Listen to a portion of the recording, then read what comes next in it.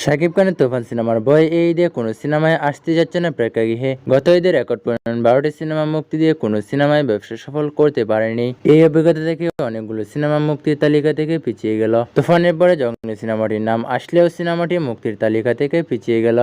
সিনেমাটি কেন পিছিয়ে গেল আর এই ঈদে কোন কোন সিনেমা সাহস করে মুক্তি দিবে এই সম্পর্কে বিস্তারিত জানতে পারবেন। চলুন এক নজরে এই বিষয়গুলো দেখে আসা যাক। প্রথমেই দেখা যাক মাসুদ রানা অভিনীত ধ্বংস পাহাড় সিনেমাটি পরিচালনা করেছেন কাজী আনোয়ার হোসেন। সিনেমাটি এই ঈদে আসতে চলেছে, তবে সিনেমাটি হল পাবে কিনা তাতেই সন্দেহ রয়েছে। পরেই রয়েছে মানিক অভিনীত ডার্ক ওয়ার্ল্ড সিনেমাটি পরিচালনা করেছেন মুন্না খান। এই সিনেমাটি ঈদে মুক্তি পাওয়ার কথা রয়েছে। এরপরেই মুক্তির তালিকায় রয়েছে ময়ূরক্ষী সিনেমাটি এই ঈদে মুক্তি দেওয়ার কথা রয়েছে। এবারে ঈদে তুফানের সাথে টক্কর দেওয়ার মতো একটা সিনেমায় ছিল, সেটা হলো জঙ্গলি।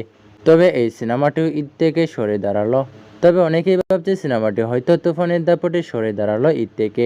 বিষয়টা মোটেও এমন নয়। ঘূর্ণিঝড়ের কারণে সিনেমার অনেকগুলো সেট নষ্ট করার কারণে এখনো শুটিংই শেষ হয়নি।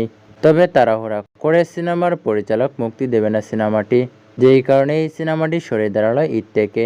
এদিকে তুফান সিনেমার কথা তো নতুন করে বলার কিছু নেই।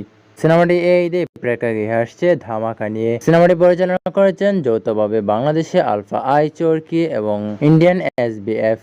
সিনেমাটি পরিচালনা করেছেন রায়হান রাফি, আর রায়হান রাফির সিনেমা মানেই আলাদা কিছু। এই ঈদে ধামাকা কিছু থাকবে যেটা বোঝাই যাচ্ছে। এই সিনেমাটি অতীতে সকল সিনেমার রেকর্ড ভাঙবে, এটা আগেই বলা যায়। অন্যান্য সিনেমা মুক্তি দিলেও তেমন কোনো ভালো কিছু আশা করতে পারবে না, যে কারণে ঈদে ভালো সিনেমায় আসবে না। যেগুলো আসবে সেগুলো একদম লো বাজেটের সিনেমা। তাহলে বুঝতেই পারছেন ঈদের সিনেমার কি পরিস্থিতি। আজকে এই পর্যন্তই, দেখা হচ্ছে নতুন কোনো ভিডিওতে। ততক্ষণ সবাই ভালো থাকবেন, সুস্থ থাকবেন, চ্যানেলটাকে সাবস্ক্রাইব করে চ্যানেলের পাশেই থাকবেন।